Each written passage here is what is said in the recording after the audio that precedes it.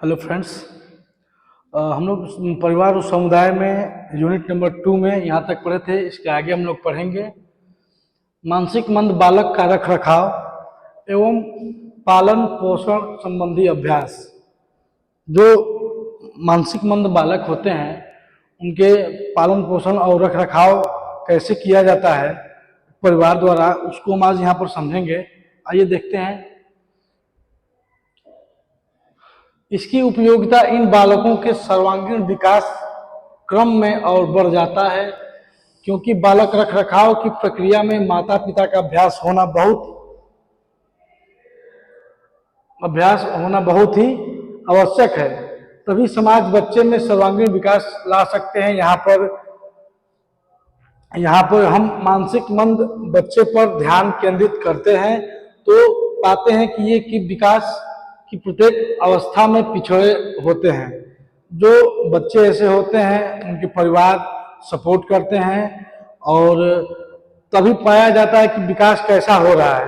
जो मानसिक मंद बालक हैं उनका सर्वांगीण विकास कैसे होगा, जब उसका परिवार, उसके माता पिता, उसके चाचा चाची, भाई बहन जो है सपोर्ट करेंगे, तभी समझ में आएगा कि उसका विकास कैसे हो रहा है। हम मानसिक मंद बच्चे पर ध्यान केंद्रित करते हैं तो पाते हैं कि ये विकास की प्रत्येक अवस्था में पिछड़े होते हैं, जहां उनके विकास को सही प्रारूप देने में एक अभ्यस्त व कुशल माता पिता का होना जरूरी होता है।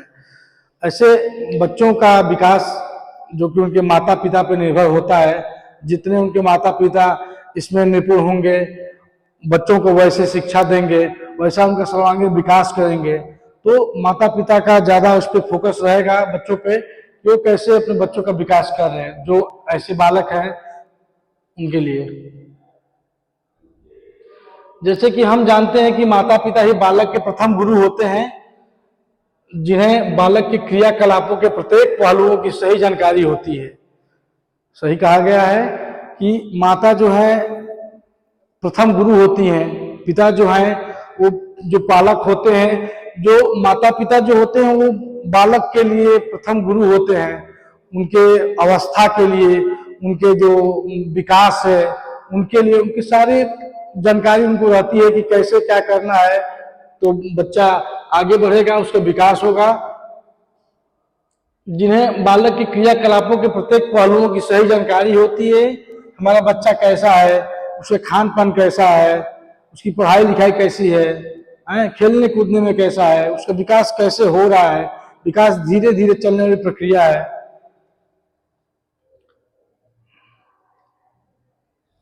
इस तरह से बाल पालन पोषण अभ्यास का बाल विकास की प्रक्रिया में अहम भूमिका है। इसका मात्र एक उद्देश्य बालक को आधारभूत कौशल प्रदान कर आत्मनिर्भर बनाना है।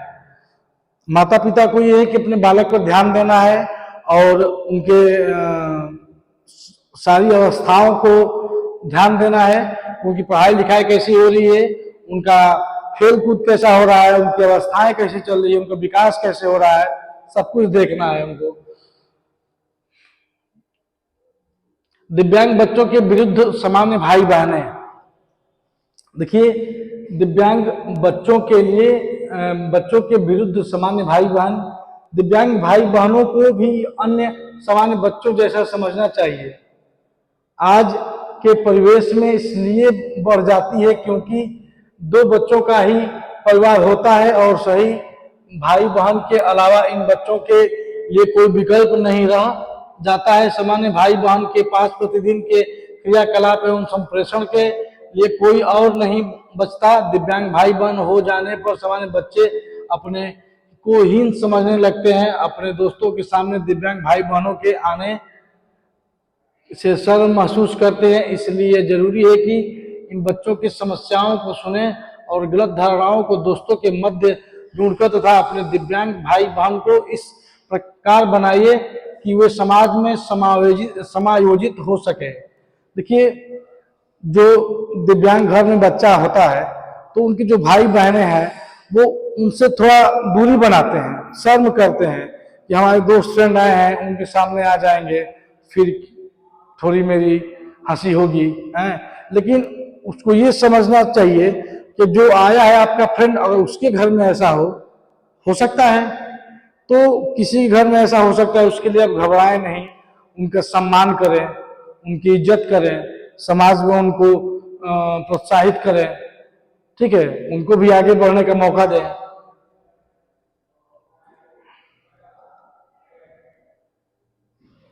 कभी कभी दिव्यांग बच्चों पर अधिक ध्यान दिया जाता है, इससे वह संकोचहीन भावना से ग्रस्त अथवा उद्दंड और असमायोजित तत्वों से घिर जाता है। देखिए, कुछ ऐसे परिवार में भी लोग माता पिता हैं जैसे दिव्यांग बच्चों पर बहुत ज्यादा भी ध्यान देने लगते हैं, तो भी वो थोड़ा डिस्टर्ब हो जाता है कि हम ज्यादा ही डिस्टर्ब है, हमारे अंदर वो सामान्य जैसी काबिलियत नहीं है, इसलिए थोड़ा हम पे ज्यादा ध्यान दिया जाता है, उनके जैसा भी सामान्य जैसा व्यवहार किया जाए। जो ऐसे बालक हैं, जो दिव्यांग बालक हैं, उनके साथ भी सामान्य जैसा व्यवहार किया जाए, वो भी खुश रहेंगे। अब ज्यादा भी कर देंगे, एकदम कम कर देंगे तो समस्या होने लगेगी। कभी कभी सामान्य बच्चे दिव्यांग भाई बहन के समस्यात्मक व्यवहार के कारण शर्म एवं डर महसूस करते हैं तथा ऐसे बच्चों का भाई बहन होना अपराध समझते हैं। ऐसे में दिव्यांग बच्चे के भाई बहन को परामर्श देना चाहिए, दिव्यांग बच्चों की क्रियाओं में इन्हें भी सहभागी बनाना चाहिए। देखिए, जो बच्चे ऐसे होते हैं, उनके भाई बहन जो होते हैं, वो खुद को शर्म महसूस करते हैं कि हमारे घर में ऐसा बच्चा आ गया है, वो उससे डरने लगते हैं, उससे दूर भागने लगते हैं।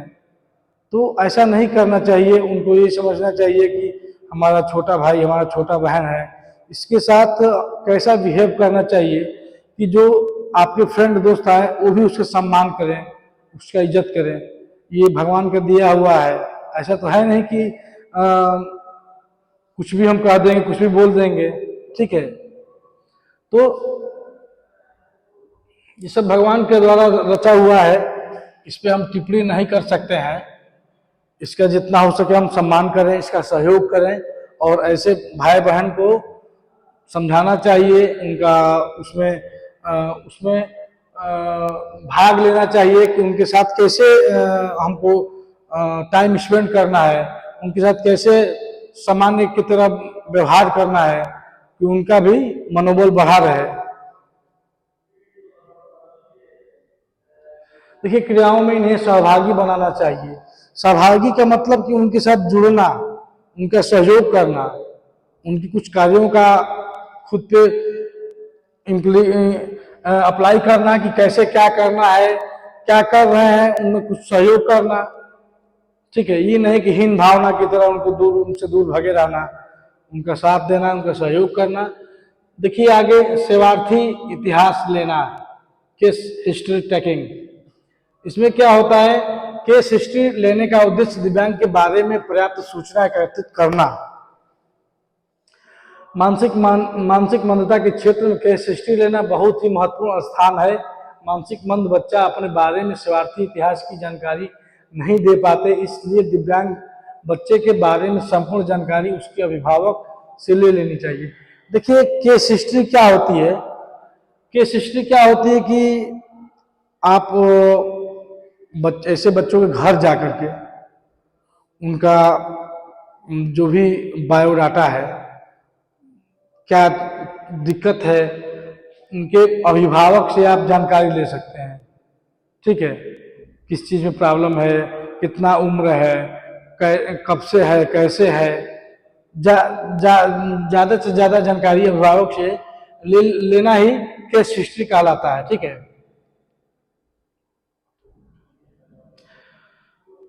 मानसिक मंद बच्चा अपने बारे में सेवार्थी इतिहास की जानकारी नहीं दे पाते, इसलिए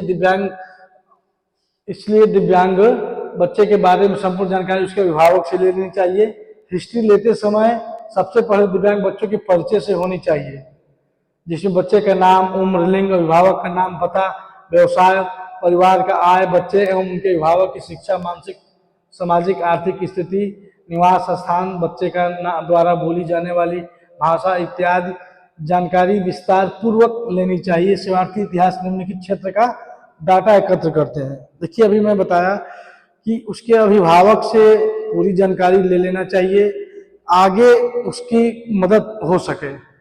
बच्चे कितने वर्ष का है, उसका नाम क्या है, लड़का है कि लड़की है, सारी जानकारी जब लेके हम रखेंगे, केस हिस्ट्री बनाएंगे, उसका रजिस्टर बनाएंगे, तो आगे चल के बच्चे का मदद कर सकते हैं, उसका डिसेबिलिटी सर्टिफिकेट बनवा सकते हैं, विकलांगता प्रमाण पत्र बनवाएंगे। आगे चल के बच्चों को जो भी समस्या होगी, जिस चीज़ से, ऊंचाई से है, मूक बधिर है या देखने में अक्षम है, तो सबके लिए सरकार द्वारा योजनाएं आ रही हैं, कुछ उपकरण या यंत्र आ रहे हैं, तो वो वितरण करा सकते हैं। उसके बाद उनका सरकार द्वारा पेंशन लागू करा सकते हैं, तो जानकारी रहेगी, उसका सर्टिफिकेट बनवाया जाएगा, तभी कुछ आगे हो पाएगा। तो केस हिस्ट्री यही होती है। आगे हम देखते हैं समस्या, प्रॉब्लम्स।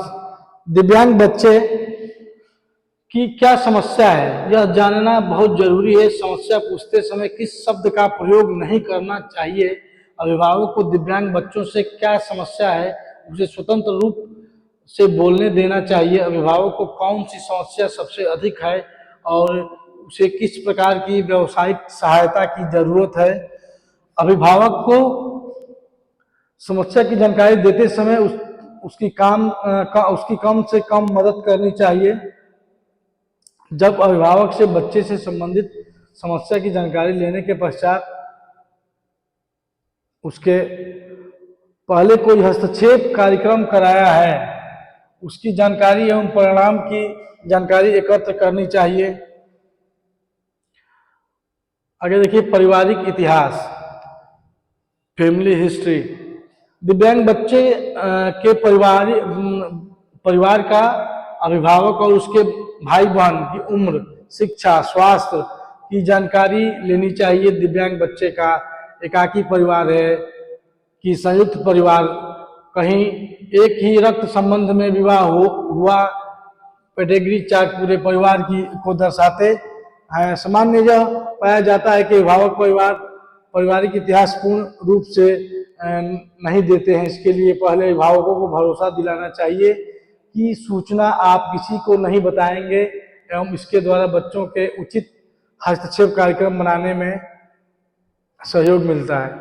देखिए ये सब जानकारी लेना चाहिए कि भाई उनके और भी जो भाई बहन हैं उनका उम्र क्या है, उस बच्चे से उनका उम्र क्या है, क्या शिक्षा हो रही है उनकी, क्या व्यवसाय चल रहा है, कैसे ऐसे बच्चों का जन्म हुआ है, कहीं एक ही ब्लड ग्रुप में शादी तो नहीं हो गई है उनके माता पिता का। होता है कभी कभी ऐसे केस हिस्ट्री में, तो ऐसा दिक्कत होता है। जन्म से पूर्व का इतिहास, प्रीनेटल हिस्ट्री। गर्भधारण माता पिता के इच्छा से हुआ है या बिना इच्छा के गर्भधारण से पहले कोई गर्भपात तो नहीं हुआ था, या फिर गर्भपात के दौरान गर्भपात की कोशिका तो नहीं, गर्भपात की कोशिश तो नहीं की गई थी। माता पिता की उम्र, गर्भावस्था के दौरान बिना डॉक्टर के सलाह के कोई दवा का सेवन तो नहीं किया। शिशु की गर्भ में हलचल एवं माता पिता का आहार, बीमारी एवं मानसिक स्थिति की जानकारी विस्तृत रूप से एकत्र करनी चाहिए। देखिए जो प्रसव पूर्व जानकारी होता है उसमें यह है कि इच्छा से हुआ है या बिना इच्छा के, गर्भधारण माता की इच्छा के विरुद्ध तो नहीं हुआ है, गर्भधारण से पहले कोई गर्भपात तो नहीं कराया गया। मतलब कुछ ऐसी समस्या है जिससे कि बच्चों पर असर पड़ता है। तो इसको जैसे मान लीजिए हम कैसा सेवन कर रहे हैं, कैसा सेवन नहीं कर रहे हैं, ये सब जानकारी होनी चाहिए। बच्चों पे असर पड़ता है, अगर हम सही सेवन नहीं करेंगे तो हमारा बच्चा सही नहीं, तंदुरुस्त नहीं होगा, कुछ न कुछ उसमें अक्षमता आ जाएगी। तो जो भी दवा हम लें वो अपने डॉक्टर से सलाह लेकर लें। जन्म के समय का इतिहास, बच्चे का जन्म सामान्य या फिर ऑपरेशन से हुआ है, घर पर हुआ है या अस्पताल में हुआ है, जन्म पूरे 9 माह में कम था या फिर 7 माह में या फिर 10 महीने में, कितने समय अधिक में हुआ, बच्चा जन्म के समय सामान्य तो नहीं था, बच्चे का रंग नीला, वजन कम एवं संक्रमण तो नहीं हुआ था। टीकाकरण इतिहास के संबंध में संपूर्ण जानकारी एकत्र करनी चाहिए। ये सब देखिए अभी केस हिस्ट्री का ही चल रहा है, ये सब जानकारी एकत्र करना जरूरी है। जितना देखिए ये कहा जा रहा है कि बच्चे का जन्म सामान्य या फिर ऑपरेशन से हुआ है, यानी बच्चे का जन्म सामान्य रूप से हुआ है या ऑपरेशन द्वारा हुआ है, ठीक है। उसके बाद से घर पर हुआ है या अस्पताल में हुआ है, जन्म पूरे 9 माह, देखिए होता है कि 280 दिन 9 माह में हुआ है या उससे कम में हुआ, जैसे कि 7 माह में होता है, 7 माह या फिर 10 महीने में कितने समय अवधि में हुआ है, जानकारी लेना जरूरी है। बच्चे में ऐसा क्यों हुआ है, बच्चों के साथ बच्चा दिव्यांग हुआ है तो क्या हुआ है, ये सब रीजन है, ये कारण है, उसको जानना जरूरी है। टीकाकरण का इतिहास के संबंध में संपूर्ण जानकारी का देखिए, जब बच्चा जन्म लिया है तो उसको समय समय से टीका लगवाना जरूरी है। विकासात्मक इतिहास डेवलपमेंट हिस्ट्री, बच्चों के जन्म के बाद शारीरिक मानसिक संप्रेषण भावनात्मक विकास की जानकारी में सामाजिक मुस्कान, गर्दन संभालना, लुढ़कना, बैठना, रेंगना, खड़े होना, चलना, दौड़ना, दांत निकालना, कब बाबा बोलना, कब मामा पापा शब्द बोलना शुरू किया, शौच नियंत्रण कब शुरू किया, सभी की जानकारी एकत्र करनी चाहिए। विद्यालय इतिहास स्कूल हिस्ट्री, बच्चे का कोई विद्यालय परिवर्तन तो नहीं किया गया, अगर किया तो क्या कारण था, बच्चे की उपस्थिति एवं बच्चे के शिक्षक से बच्चे के विद्यालय की गतिविधियां कक्षा में अन्य बच्चों के साथ व्यवहार की जानकारी एकत्र करनी चाहिए। बच्चों के व्यवहार पर केंद्रीकरण, फोकस ऑन चाइल्ड बिहेवियर। दिव्यांग बच्चे दूसरे बच्चों के साथ सामान्य रूप से खेलता है, अधिक खेलता है, कभी नहीं खेलता, अपने से छोटे बच्चों के साथ खेलता है या बड़े बच्चों के साथ खेलता है, किस खेल में विशेष रुचि, खाली समय के कार्य, कोई व्यवहारात्मक या भावनात्मक समस्याओं, किशोरों के मौन इतिहास, अस्वीकृति व्यवहार, महिलाओं के मानसिक धर्म की जानकारी, मासिक धर्म की जानकारी प्राप्त करनी चाहिए। देखिए बच्चों का जैसे कि बच्चा है तो सामान्य बच्चों के साथ खेल रहा है, अपनों से बड़ों के साथ खेल रहा है कि अपनों से छोटों के साथ खेल रहा है। जैसे कि मानसिक मंद बच्चा है, उसकी उम्र 15 साल हो गई है और 7 साल के बच्चों के साथ खेल रहा है, तो ये सोचने वाली बात है कि भाई उसको ये नहीं समझ में आ रहा है कि हमारी उम्र क्या है, हम सामान्य हैं, अपने छोटे बच्चों के साथ खेल रहे हैं, तो सब जानकारी एकत्र करनी चाहिए। घर का वातावरण, घर के वातावरण में दिव्यांग बच्चों के अभिभावक का अपना मकान है या किराए का, कितने कमरे हैं, दिव्यांग बच्चों के व्यक्तिगत जरूरतें, शैक्षिक एवं खेल की क्रियाओं की देखरेख कौन करता है, इन सब की जानकारी विस्तृत रूप से लेनी चाहिए। सामाजिक जीवन सोशल लाइफ, दिव्यांग बच्चों का पड़ोसियों के साथ कैसा व्यवहार है, सामाजिक धार्मिक गतिविधियों में भाग लेना परिवार को सामाजिक आर्थिक एवं भावनात्मक सहायता प्रदान करते हैं। हमें कोशिश यह करनी चाहिए कि केस हिस्ट्री के आंकड़े अर्थपूर्ण और स्पष्टता की स्थिति की में लिए जाएं, जिसके द्वारा हम दिव्यांग बच्चों के प्रबंध में मदद कर सकते हैं। सेवार्थी इतिहास लेने का अर्थ केवल समस्याओं को ही देखना नहीं, बल्कि बच्चों के लक्ष्य एवं प्रशिक्षण कार्यक्रम को तैयार करने में मदद करना भी है।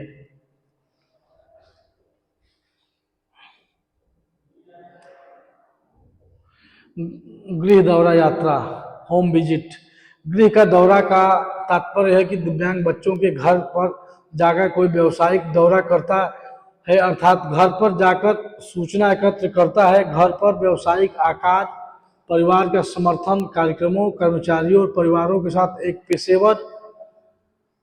पेशेवर सलाहकार के बीच साझेदारी शामिल है, जो बच्चों और परिवारों की स्वास्थ्य संबंधी मानसिक स्वास्थ्य आवश्यकताओं की पहचान करने और उन्हें उचित रूप से पहचान आसानी से किया जा सकता है। एक मानसिक मंद बच्चे के अभिभावक कई बार बाहरी वातावरण, बच्चे या परिवार से संबंधित सूचना देने में कतराते हैं।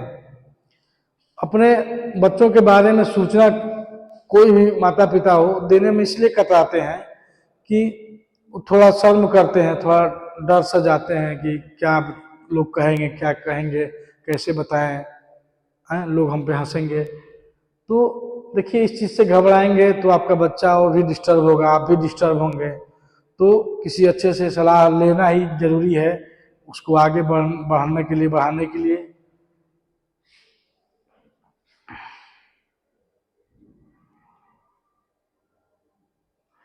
गृह भ्रमण के द्वारा व्यावसायिक अभिभावक के उचित व्यावसायिक संबंध बनाकर और घर का वातावरण स्वयं देखकर सूचना एकत्र करते हैं।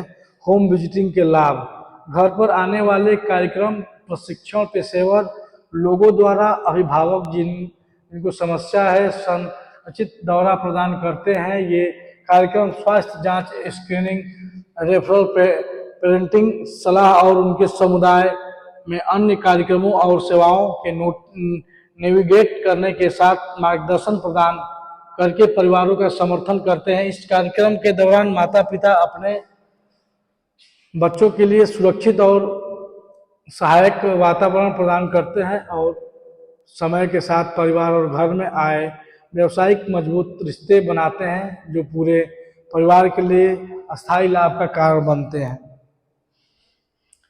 देखिए घर पर आने वाले कार्यक्रम पैसे बचाते हैं। जो घर पे ही कार्यक्रम आ जाए तो आपका कुछ लगना नहीं रहेगा, पैसा आपका बचेगा। परिवार और अधिक आत्मनिर्भर होते हैं। परिवार की आर्थिक सामाजिक स्थिति में सुधार, बच्चों को स्कूल के लिए बेहतर तैयार किया जाता है। बच्चों की समस्या का आकलन एवं निदान, माँ और बच्चों के स्वास्थ्य की जानकारी एवं निदान में सहायक, घरेलू तनाव का निदान, समस्या व्यवहार का आकलन एवं प्रबंधन में लाभ। आगे देखते हैं लैंगिक समस्या, सेक्सुअलिटी। सेक्स एक इस प्रकार का व्यवहार है जिसकी प्रक्रिया बौद्धिक स्तर से संबंधित नहीं होती। मानसिक मंद बच्चे में या फिर अन्य दिव्यांग बच्चे में यह संवेदना एवं प्रतिक्रिया सामान्य जैसा होता है। सेक्स की भावनाओं का प्रदर्शन के लिए सामाजिक नियम बने हैं जिसकी समझ इन मानसिक मंदित बच्चों में नहीं होती, जिस कारण यह किसी भी परिस्थिति में अपने सेक्स संबंधी आवश्यकताओं को असामान्य तरीके से प्रदर्शित करते हैं। इस कारण मानसिक मंदित बच्चों की यह एक व्यवहारिक समस्या हो जाती है। सेक्स संबंधी वृद्धि इस बच्चों में सामान्य बच्चों की तरह ही होती है। छोटे बच्चों में यह मान्य हो जाता है, परंतु बड़े होने पर यह समस्या गंभीर हो जाती है। कभी कभी इसका कारण बच्चों के व्यक्तिगत अंगों में खुजली या कसे कपड़ों के वजह से भी होती है और बाद में बच्चे इससे आनंद उठाने लगते हैं। कुछ विशेष प्रकार की समस्याएं इन बच्चों में प्रायः पाई जाती हैं। इन बच्चों में प्रायः हस्त मैथुन की समस्या पाई जाती है। यह लड़कियों एवं लड़कों दोनों में समस्या पाई जाती है। इसके करने से बच्चे संतुष्टि का अनुभव करते हैं। यह बच्चे के लिए नुकसानदेह नहीं होता और न ही कोई कमजोरी होती है। यह जहां बच्चों के लिए असामाजिक लगता है वहीं बड़ों के लिए सामान्य क्रिया है। इससे ग्रसित बच्चों को यह शिक्षा देना होता है कि वे इन क्रियाओं को सामाजिक स्थान पर न करके अकेले में करें। यह किसी प्रकार समस्या नहीं है। रात्रि पतन भी एक सामान्य प्रक्रिया होता है जब लड़कों में होता है। इससे ग्रस्त बच्चों को न तो कोई नुकसान पहुंचता है न ही कोई कमजोरी होती है। इसमें बच्चों के सफाई के ध्यान रखने की आवश्यकता होती है। मानसिक मंद बच्चों में प्रायः सेक्स संबंधी प्रदर्शन की समस्या होता है। इससे दूसरे व्यक्ति फायदा उठाते हैं। इसके लिए अन्य प्रकार की समस्याओं से बच्चों को नुकसान न पहुंचे तथा दूसरे लोग इसका फायदा ना उठा सके, इसके लिए सावधानी बरतनी चाहिए। बच्चों को जिसके साथ छोड़ा गया है उसके प्रति सावधानी रखनी चाहिए। दोस्तों एवं अपरिचित लोगों के साथ बच्चों को कैसा व्यवहार रखना चाहिए, इनका ध्यान रखना चाहिए। बातचीत के दौरान दूसरों से बच्चों का शरीर न छुए, इसका पूरा ध्यान रखना चाहिए। बच्चों के साथ कुछ भी गलत होने पर बच्चा अभिभावक को सूचित करे। बच्चे के कपड़े बदलते समय शौचालय का दरवाजा बंद रखने चाहिए। विशेषकर लड़कियों में सेक्स संबंधी समस्याओं से बचने के लिए कभी कभी इसके गर्भाशय को निकालने की बात कही जाती है, परंतु देखा जाए तो यह केवल गर्भवती न होने के कारण से बचाव है, न कि सेक्स संबंधी समस्याओं से निवारण। अतः बच्चों को बचपन से ही ऐसा शिक्षा देना चाहिए कि वो अपनी सुरक्षा स्वयं कर सकें। विवाह एवं उनके संबंधी मुद्दे, मैरिज एंड रिलेटेड इशू। विवाह किसी भी पुरुष एवं स्त्री के लिए भौतिक, मानसिक एवं सामाजिक जिम्मेदारी होती है। भारतीय समाज में इसका बहुत महत्व है। एक सामाजिक, एक मानसिक मंद बच्चा पहले एक इंसान है, उसके पश्चात वह दिव्यांग है। उसका विकास भोजन, निद्रा, व्यवहार सभी मनुष्यों की तरह ही होता है। इससे उसे भी प्रेम, मित्र, मनोरंजन के कार्य, आराम सभी कुछ अन्य मनुष्यों की तरह चाहिए। एक मानसिक मंदित बच्चे के विवाह उसके परिवार का निर्णय होता है। मंदबुद्धि विशेषज्ञ कभी भी इसके विवाह के लिए तैयार नहीं होते। किसी भी संदर्भ में व्यक्तिगत क्षमता एवं मानसिक दबाव से यह संभव हो जाता है, पर इसकी सारी जिम्मेदारी परिवार पर होता है। विवाह के लिए कुछ योग्यता की आवश्यकता होती है। उसकी भावनात्मक, शारीरिक एवं बौद्धिक परिपक्वता, समायोजन की क्षमता की जिम्मेदारी निभाने संबंधी आवश्यकताओं की पूर्ति और परिवार को आर्थिक सहायता पहुंचाना। यदि कोई परिवार अपने बच्चों को इस योग्य बना देता है कि वो इस जिम्मेदारियों को निभा सके तो उसका विवाह किया जा सकता है। साथ ही सामने वाले को भी यह बता दे कि यह बच्चा दिव्यांग है। देखिए, विवाह शादी जो होता है, माता पिता यही चाहते हैं, जो भी विशेषज्ञ हैं उनका मानना यही है, बच्चा अपने परिवार को चलाने के लिए उसके पास शारीरिक शक्ति होनी चाहिए, मानसिक शक्ति होनी चाहिए, सामाजिक शक्ति होनी चाहिए। अपना परिवार चलाने के लिए वो कोई भी काम करने के लिए अपना फिजिकली, मेंटली हर चीज से वो फिट होना चाहिए कि कोई भी हम काम कर सके अपने परिवार को चलाने के लिए। अभिभावक अपने बच्चों का विवाह इसलिए कराना चाहते हैं जिससे कि उसकी जिम्मेदारी दूसरों पर डाली जा सके। लड़कियों के संबंध में अभिभावक समझते हैं शादी के बाद बच्ची सुरक्षित रहेगी और अभिभावक बहू के बहाने अपनी ढलती उम्र में काम करने का सहारा ढूंढते हैं। मानसिक मंद बच्चे का विवाह तभी हो सकता है जब दोनों मानसिक मंद हो। एक मानसिक मंद दूसरा सामान्य व्यक्ति हो, अथवा एक मानसिक मंद हो दूसरा किसी अन्य प्रकार का दिव्यांग हो। विवाह के पश्चात भी कुछ सावधानियां रखी जा सकती है, जैसे गुणसूत्रीय परामर्श के दौरान यदि पाया जाता है कि आने वाला बच्चा सामाजिक मंद है तो उसे गर्भपात कराया जा सकता है, या फिर बच्चे पैदा करने की क्षमता को इसमें खत्म किया जा सकता है, क्योंकि यह अपने बच्चों को भावनात्मक रूप से प्रेम कर सकते हैं पर उनकी भौतिक रूप से देखभाल करने में असमर्थ होते हैं। इस समस्या को अभिभावक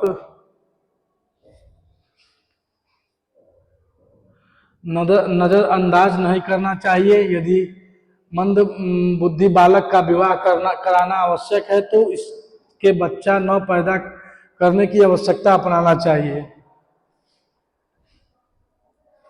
इसके लिए अभिभावक का परामर्श बहुत जरूरी है। विवाह के पूर्व एवं पश्चात आने वाली समस्या से उन्हें अवगत करा देना चाहिए। विवाह के लिए सही जोड़ों का निर्धारण करना चाहिए। संपूर्ण विस्तृत जानकारी बच्चे के दिव्यांगता के बारे में दूसरे पक्ष को बताना चाहिए। दिव्यांगता यदि गुणसूत्रीय कारकों से है तो उसके आने वाले बच्चों में भी संभावना बढ़ सकती है। जो भी उसके अंदर कमियां हैं दिव्यांग बालक के, दूसरे पक्षों की जिनसे शादी होने वाली लड़की उन पक्षों को भी बताना आवश्यकता है। और जो कमी उसके अंदर है दिव्यांगता यदि गुणसूत्रीय कारकों से है तो आने वाले जो उनके बच्चे हैं उनमें संभावना बढ़ जाती है। आप लोग इस चैनल से डीएड स्पेशल की पढ़ाई आप लोग कर सकते हैं। धन्यवाद।